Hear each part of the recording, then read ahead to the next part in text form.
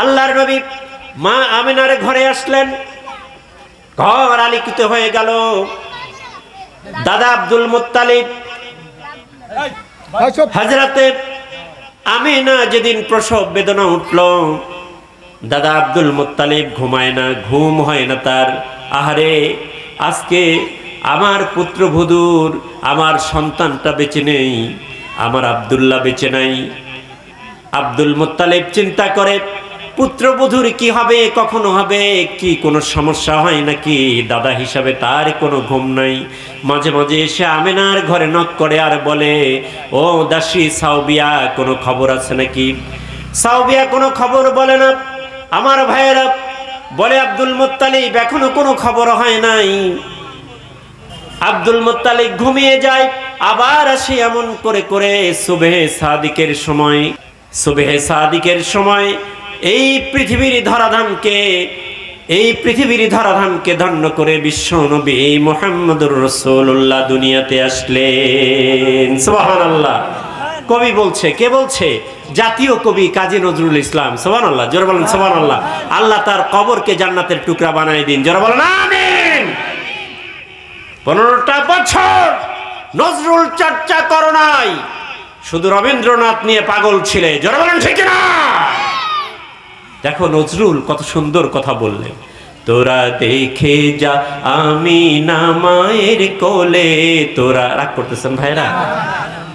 বলেন আমার সাথে, তোরা দেখে যা আমিনা মায়ের কোলে, তোরা দেখে যা আমিনা মায়ের কোলে, মধু পূর্ণিমারি সেথা চাঁদ দোলে, মধু পূর্ণিমারি সেথা চাঁদ দোলে, তোরা আমিনা মায়ের কোলে, তোরা দেখে যা আমিনা মায়ের কোলে।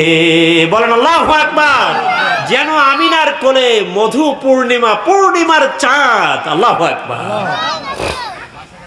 আব্দুল মুত্তালিব আসলেন।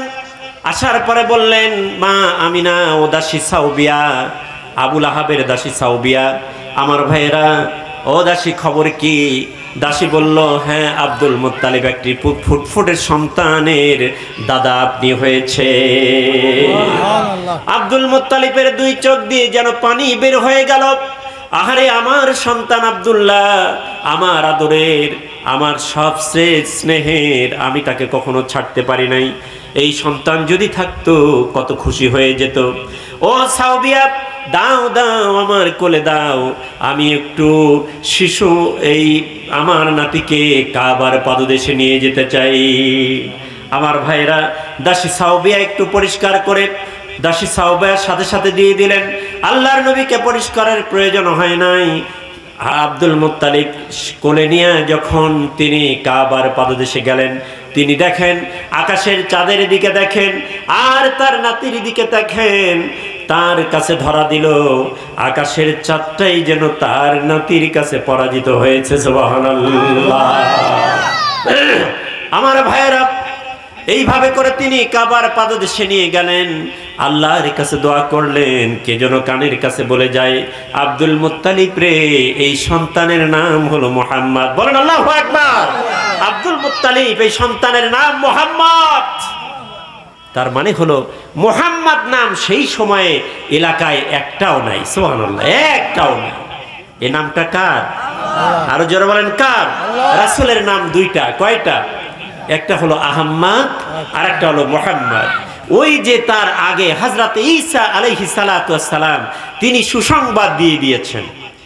ঈসা আলাইহিস সালাতু ওয়াস সালাম তিনি সুসংবাদ দিয়ে দিলেন, আমার পরে একজন নবী আসবে, তিনি হলো আহমদ, তার নাম হবে আহমদ।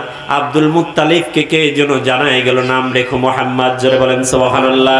আমার ভাইরা, লং করার সুযোগ নাই, মুহাম্মদ নাম রাখা হলো। আমার নবী, বিশ্ব নবী মুহাম্মদ রাসূলুল্লাহ, তার মর্যাদা কত বেশি আমি একটু আলোচনা করতে চাই। আমার ভাইয়েরা, দাসী সাউবিয়া, দাসী হলো কার? আবুল আহাবের। আবুল আহাব রাসূলের কি হয়? আর জোরে বলেন কি হয়? তার মানে আব্দুল্লাহ হলো ভাই। জোরে বলেন ঠিক কিনা? তখন তো রাসূল নবী হন নাই। জোরে বলেন ঠিক কিনা? তখন আবুল আহাবের সাথে কি শত্রুতা হয়েছে রাসূলের? আর জোরে বলেন হয়েছে? হয় নাই। তার মানে তিনি তখন চাচা, আর মুহাম্মদ সাল্লাল্লাহু আলাইহি সাল্লাম তিনি হচ্ছেন ভাতিজা। জোরে বলেন ঠিক কিনা? এই মহাব্বত তখনও আছে না নাই? জোরে বলেন আছে না নাই? কথা বলেন। আমার ভাইয়েরা, তার পরিবারে একজন ভাতিজা এসেছে, চাচা হিসেবে তার গর্ব। আমার ভাইয়েরা, দাসী সাওবিয়াকে মাঝে মাঝে আবুল আহাব বলে, ও সাওবিয়া রে, আমার ভাইয়ের স্ত্রীর কোনো খবর হয়েছে? তার মানে কি আমার কোনো ভাতিজা ভাতিজি এসেছে নাকি? মাঝে মাঝে খবর জিজ্ঞাসা করে একইভাবে।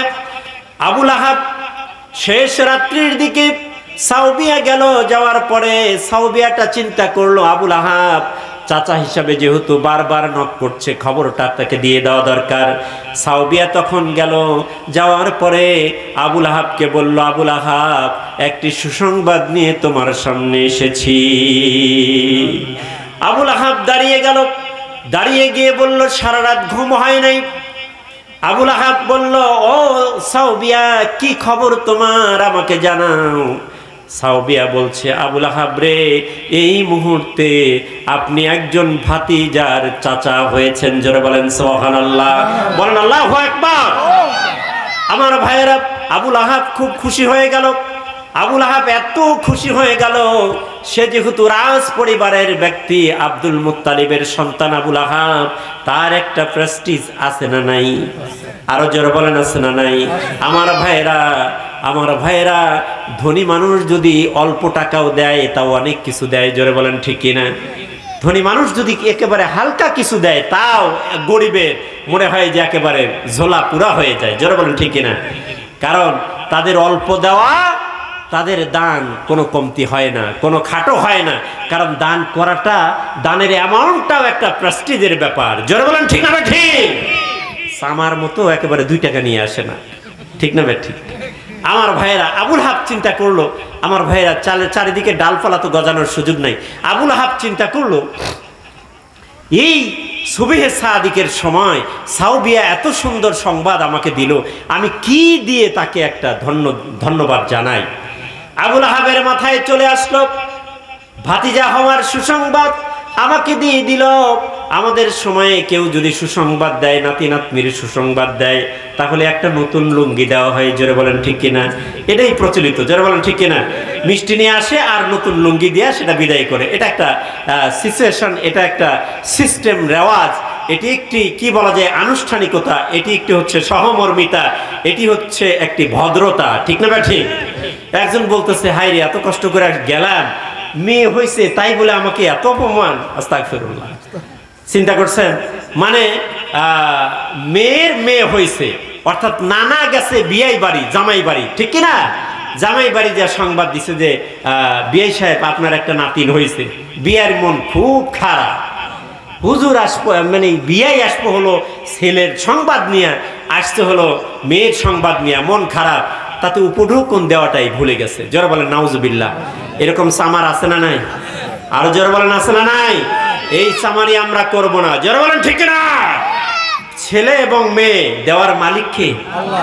আরো জোরে বলেন মালিক কে? আল্লাহ। আমার ভাইরা, আল্লাহ পাক বলছেন, লা ইন শাকারতুম লা আযীদান্নাকুম, তোমরা শুকরিয়া জ্ঞাপন করো, আমি আল্লাহ রাব্বুল আলামিন মেয়ে দিয়েছি, এরপরে পুরুষ দিয়ে, ছেলে দিয়ে তোমাকে আমি ধন্য করে দিতে পারতাম, কিন্তু তুমি সেই রাস্তা বন্ধ করে দিয়েছো।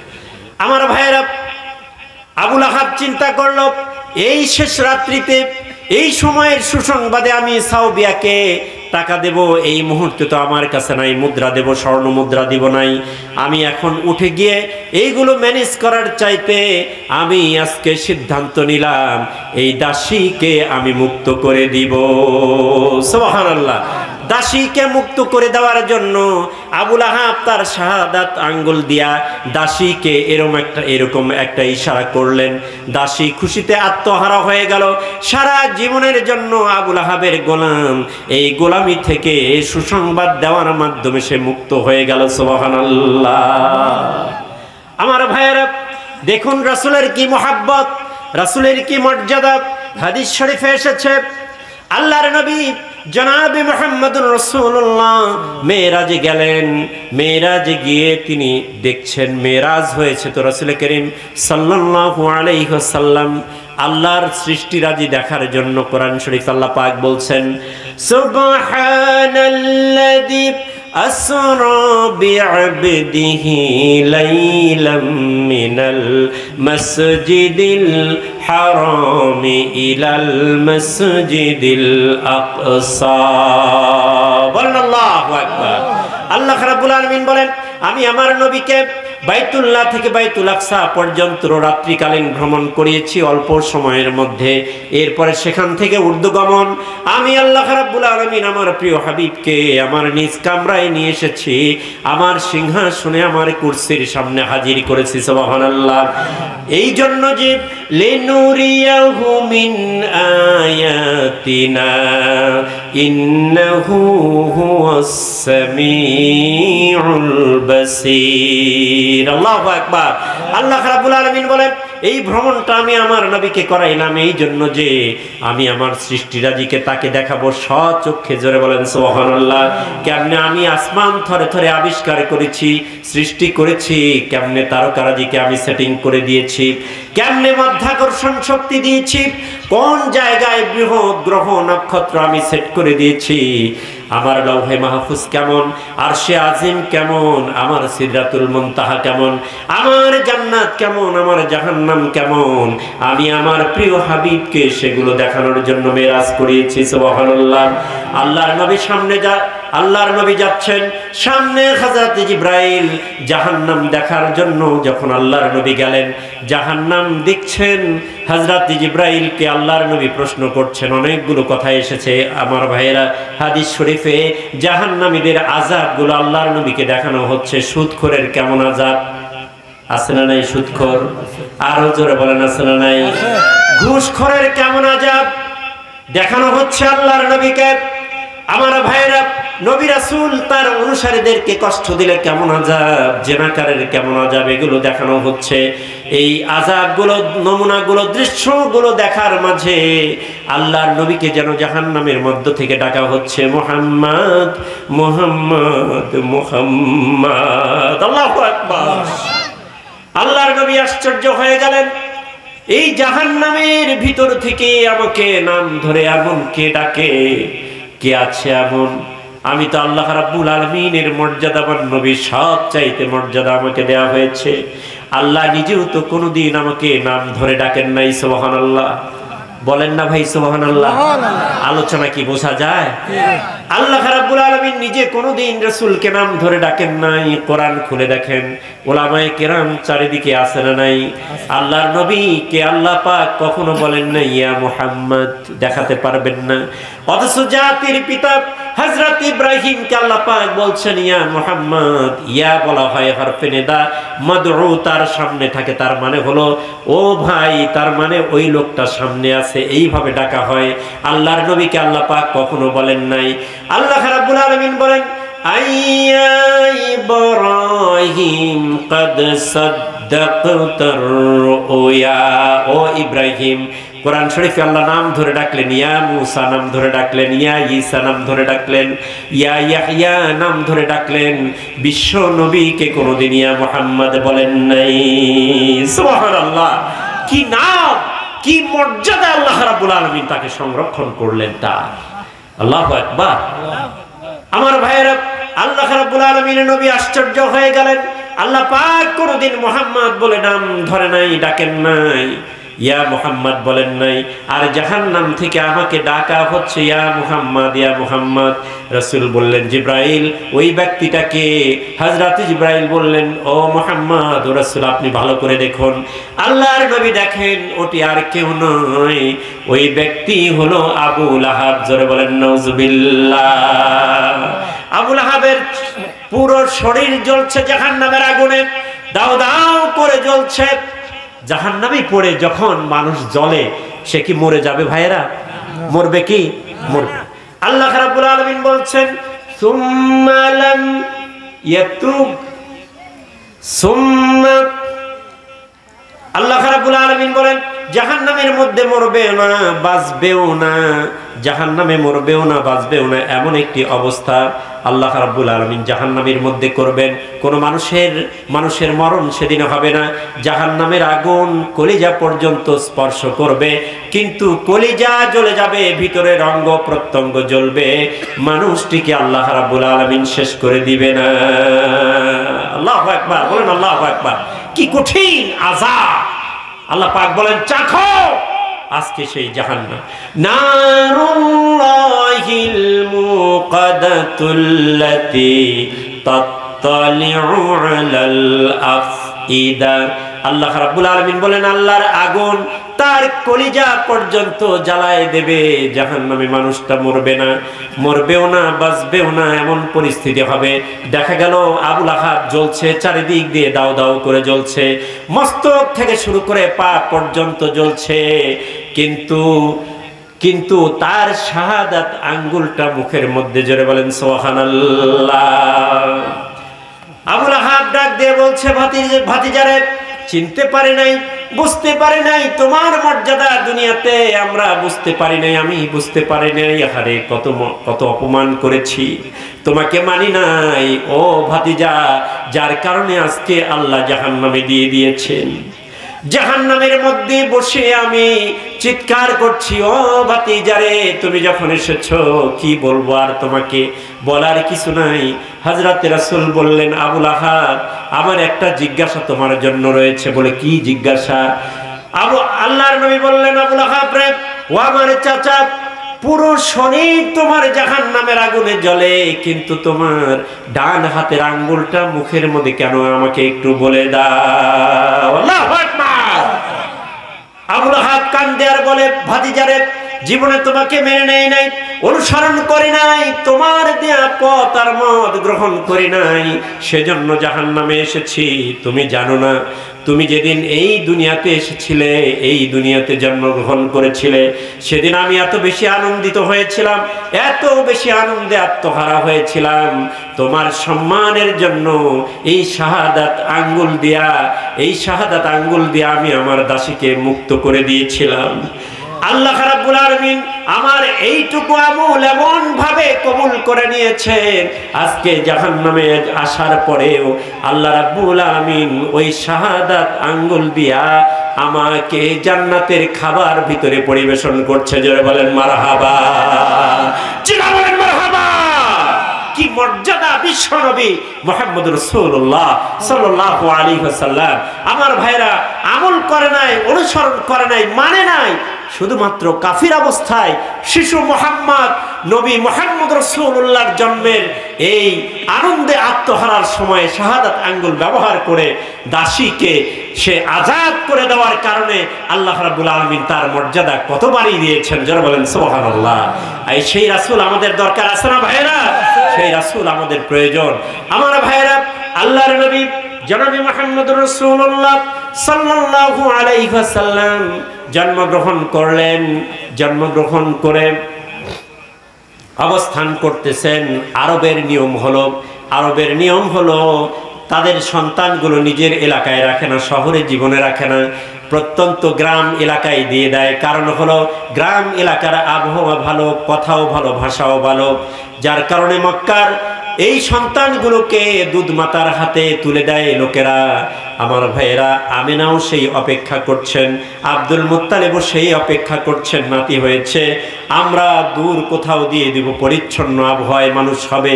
আমার ভাইয়েরা, সাদিয়া গোত্রের মেয়েরা তারা ধাত্রী হিসাবে ওই মক্কায় আসলো সন্তান গ্রহণ করার জন্য। তার মানে হলো তার একটা সন্তান আছে, বুঝতে পারছেন কথা?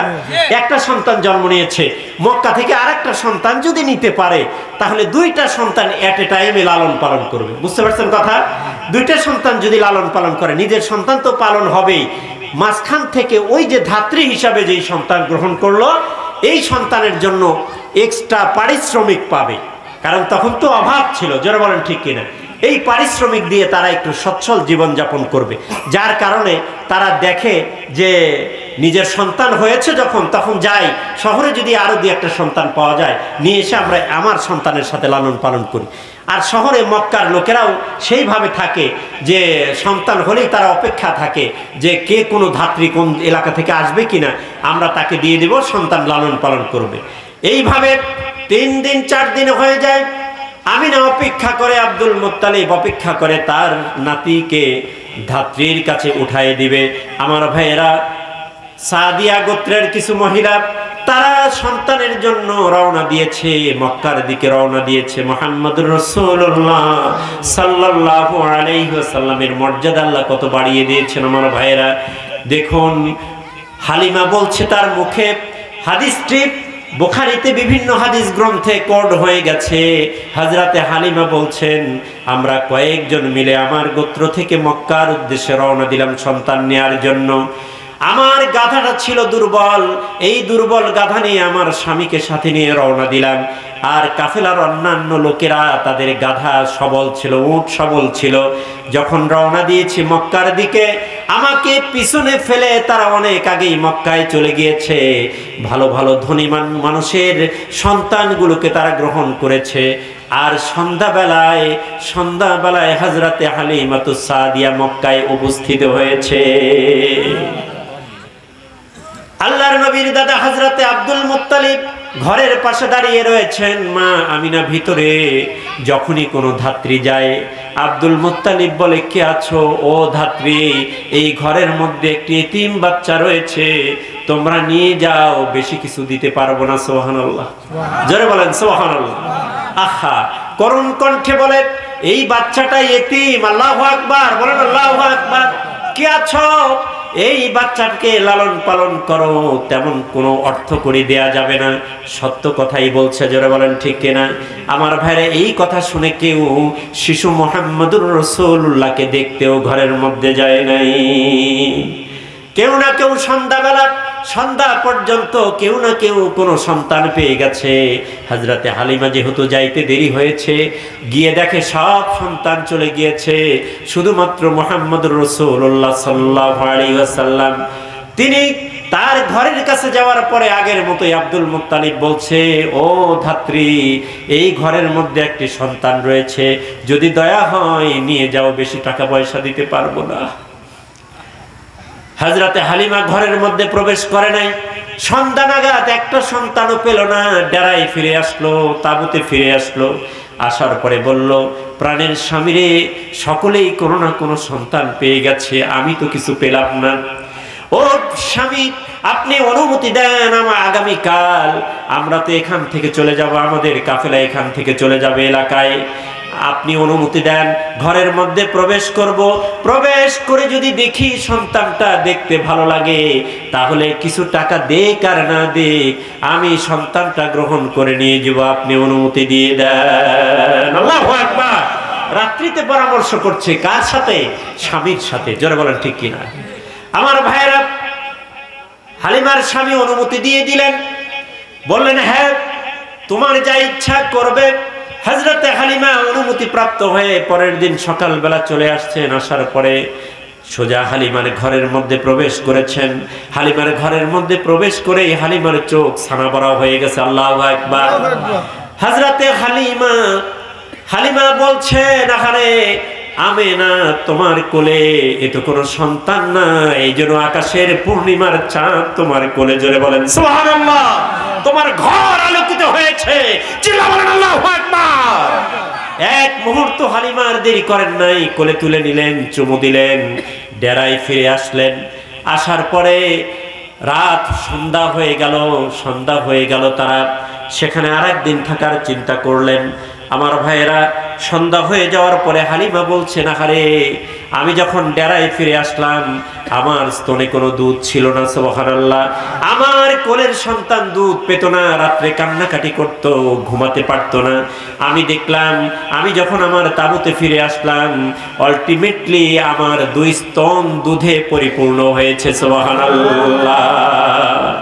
আমার একটা স্তন আমার সন্তান খেলো, আর একটা স্তন শিশু মুহাম্মদ খাওয়ার পরে এমন ঘুম দিল দুজনে, পুরোটা রাত্রি যেন শান্তির ঘুম হলো, কোনো ধরনের কোনো সমস্যা হলো না।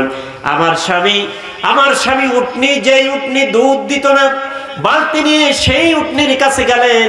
যাওয়ার পরে দেখা গেল উটনির বাট দুধে পরিপূর্ণ হয়েছে, এত দুধ, পুরো বালতি ভরে দুধ দহন করে তিনি নিয়ে আসলেন। আমরা পান করলাম, ছেলে মেয়ে পান করলো, পুরো শান্তির ঘুম যেন পুরো রাত্রিতে আমরা দিলাম। সুবহানাল্লাহ। তিনি কি রহমতের নবী, যারা বলেন কি রহমতের নবী। আমার ভাইয়েরা, রওনা হয়ে গেল সকালে, দেখা গেল কি অলৌকিক ঘটনা। রওনা হয়ে গেলেন, যেই গাধায় চড়ে হালিমা মক্কাতে আসলো সকল কাফেলার পিছনে, আর সেই গাধা আজকে শিশু মুহাম্মদুর রাসূলুল্লাহকে নিয়ে সকল সওয়ারির আগে চলে যায়। সুবহানাল্লাহ। লোকেরা বলে, ও হালিমা, ও হালিমাতুস সাদিয়া, তোমার সেই গাধা যেই গাধায় চড়ে তুমি মক্কায় এসেছিলে, যেই গাধায় আমাদের পিছনে পড়ে থাকলো, আজকে সেই গাধার কি হলো যে আমাদের সব গাধা উট ছেড়ে সেই গাধা আগে গিয়েছে? জোরে বলেন সুবহানাল্লাহ। আমার ভাইয়েরা, রহমতের নবী আল্লাহ রাব্বুল আলামিন সেজন্যই বললেন, ওয়ামা আরসালনাকা ইল্লা রাহমাতাল লিল আলামিন। আমার ভাইয়েরা, আল্লাহর নবী জনাবে মুহাম্মদুর রাসূলুল্লাহ সাল্লাল্লাহু আলাইহি সাল্লামকে আল্লাহ রাব্বুল আলামিন রহমত হিসেবে দুনিয়াতে প্রেরণ করেছেন। যারা বলেন সুবহানাল্লাহ। অনেক কথা সেখানে রয়েছে, আর আমরা বলবো না। আল্লাহর নবী সেখান থেকে আসলেন, সিনাসাক হলো, অনেক কিছু হয়ে গেল। হযরতে আব্দুল মুত্তালিব দুনিয়া থেকে বিদায় হলেন, মাও দুনিয়া থেকে বিদায় হয়ে গেল। আমার ভাইয়েরা, রাসূলুল্লাহ সাল্লাল্লাহু আলাইহি সাল্লামের মর্যাদা আমি আলোচনা করছি, কত মর্যাদার তিনি ছিলেন। শিশু মুহাম্মদ সাল্লাল্লাহু আলাইহি ওয়াসাল্লাম, আমার ভাইয়েরা, আব্দুল মুত্তালিব যখন মৃত্যুবরণ করলেন, হযরতে আবু তালেব রাসূলের অভিভাবকত্ব গ্রহণ করলেন। আবু তালেবের অভিভাবকত্বের সময় এমন অবস্থা আসলো, একদিন মক্কার লোকেরা সকলে এসে বলল, ও আবু তালেব, তুমি মক্কার লিডার, মক্কাতে অনেক দিন হলো বৃষ্টি হয় না, অনেক দিন হলো বৃষ্টি হয় না, আবাদ করতে পারি না, চলো আমাদের সাথে নিয়ে কাবার পাদদেশে কাবার গিলাফ ধরে আল্লাহর কাছে বৃষ্টির প্রার্থনা করতে হবে। আবু লাহাব বলল, আগামীকাল যাব। বলেন আল্লাহু আকবার। আগামীকাল যাব। আগামীকাল ডেট ঠিক হয়ে গেল। মক্কার সমস্ত লোকেরা জড়ো হয়ে গেল মক্কার পাদদেশে। উদ্দেশ্য কি? বৃষ্টি। জড়ো বলেন ঠিক না? আমরা ইস্তেসকার নামাজ পড়ি না? জড়ো বলেন পড়ি না? গতবারও পড়েছি, এবারও পড়েছি। জড়ো বলেন ঠিক না ঠিক? দোয়া তো অবশ্যই কবুল হয়, ঠিক না বে ঠিক? দোয়া কবুল হয়, তবে আমরা যারা আছি আমরা তো নানান পাপের সাথে। জোরে বলেন ঠিক না বে ঠিক? আমাদের হাত আল্লাহর কাছে কবুল হবে, আলহামদুলিল্লাহ। বলেন আলহামদুলিল্লাহ। দোয়া মিস হয় না, হাদিস, দোয়া কখনো মিস হয় না, কিন্তু একেবারে সাথে সাথে কোনো রেজাল্ট আমরা অনেকেই দেখতে পারি না। যারা বলেন ঠিক না ঠিক? আমার ভাইয়েরা, আমরা ইস্তেসকার নামাজ পড়ি, অনেক জায়গায় রেজাল্ট হয়, অনেক জায়গায় একটু দেরিতে হয়, একদিন পরে হয়, 2 দিন পরে হয়, 3 দিন পরে হয়। যারা বলেন ঠিক না ঠিক? 5 দিন পরেও হয়, আলহামদুলিল্লাহ। বলেন আলহামদুলিল্লাহ। আল্লাহর নবীর চাচা হযরতে আবু তালিব যেহেতু মক্কার লিডার, বাদশার নেতৃত্বে দোয়া পরিচালিত হচ্ছে। যখনই আবু তালেব হাত উঠাবেন আকাশের দিকে, মনে পড়ে গেল আজকে আমার দোয়া কবুল হতে পারে, 50-50 নাও হতে পারে। জোরে বলেন সুবহানাল্লাহ। আবু তালেব বলল, ও লোক সকল শোনো, আজকে আর দোয়া করব না। কারণ হলো, আবু তালেব চিন্তা করলো, আমি দোয়া করতে পারি, কবুল হতেও পারে, নাও পারে। ও লোকেরা, আগামী কাল আবার আসবে, আবার আমরা এখানে এসে দোয়া করব, আজকে দোয়া করব না। কেন? আবু তালেবের মনে পড়ে গেল যে আমার দোয়া কবুলের মকবুল ব্যক্তি শিশু মুহাম্মদ, তাকেই তো রেখে এসেছে। জোরে বলেন ঠিক কিনা? আবু তালেব চিন্তা করলো যে যদি তাকে নিয়ে আসা যায় তাহলে দোয়া অবশ্যই কবুল হয়ে যাবে। পরের দিন সকালবেলা লোকেরা আসলো মক্কার পাদদেশে। আবু তালেব মুহাম্মদুর রাসূলুল্লাহ শিশু মুহাম্মদকে নিয়ে গেলেন। যাওয়ার পরে হযরতে মুহাম্মদ শিশু মুহাম্মদকে আবু তালেব এমন ভাবে কাবার দেয়ালের সাথে পিঠ লাগাই দিয়ে দাঁড় করালেন। সুবহানাল্লাহ। পিঠ লাগাই দিলেন কাবার দেয়ালের সাথে। কার পিঠ? বিশ্বনবী মুহাম্মদ রাসূলুল্লাহ সাল্লাল্লাহু আলাইহি ওয়াসাল্লামের পিঠ। লাগাই দিয়া বললেন, ভাতিজা পিঠ লাগাই দিবা, সামনে হাত বাড়ায় দিবা, নিশ্চিত আজকের দোয়া মিস হবে না। শিশু মোহাম্মদ হাত উঠাই দিলেন, পিঠ দেয়ালের সাথে, কাবার দেয়ালের সাথে। আবু তালেব বলছে, আল্লাহ, ও কাবার মালিক, আমরা পাপী, কিন্তু আমার বিশ্বাস আমার ভাতিজা কোনো সাধারণ মানুষ নয়। আমার ভাতিজার মধ্যে যা দেখেছি নিশ্চিত তোমার প্রিয় বান্দা হবেন, তাকে নিয়ে এসেছি। ও আল্লাহ, তার উসিলায় আজকে দোয়া কবুল করো, শান্তির বৃষ্টি দিয়া মক্কা মুআজ্জামায় তুমি প্রশান্তি দিয়ে দাও। আবু তালেবের বলতে দেরি হয়েছে, আকাশে মেঘ দেখাতে দেরি হয় নাই। চিল্লাবেন আল্লাহু আকবার, লিল্লাহি তাকবীর, লিল্লাহি তাকবীর। আমার নেতা, তোমার নেতা। আমার ভাইয়েরা, আবু তালেব দোয়া শেষ করে ছাড়তে পারে নাই। আল্লাহর রহমতের বৃষ্টি এমন ভাবে অঝোর ধারাতে মক্কায় শুরু হয়ে যায়। মুহাম্মদ রাসূলুল্লাহ সাল্লাল্লাহু আলাইহি ওয়াসাল্লাম, আমার ভাইয়েরা, তিনি নবী হলেন, আমরা আগায় যাচ্ছি। আল্লাহর নবী জনাবে মুহাম্মদ রাসূলুল্লাহর কি মর্যাদা! রাসূল করিম সাল্লাল্লাহু আলাইহি ওয়াসাল্লামের দোয়া আল্লাহ রাব্বুল আলামিন কোনদিন ফিরায় দেন নাই। সুবহানাল্লাহ বললেন না? সুবহানাল্লাহ। আরো জোরে বলেন সুবহানাল্লাহ। রাসূলের দোয়া আল্লাহ রাব্বুল আলামিন কোনদিন ফিরায় দেন নাই।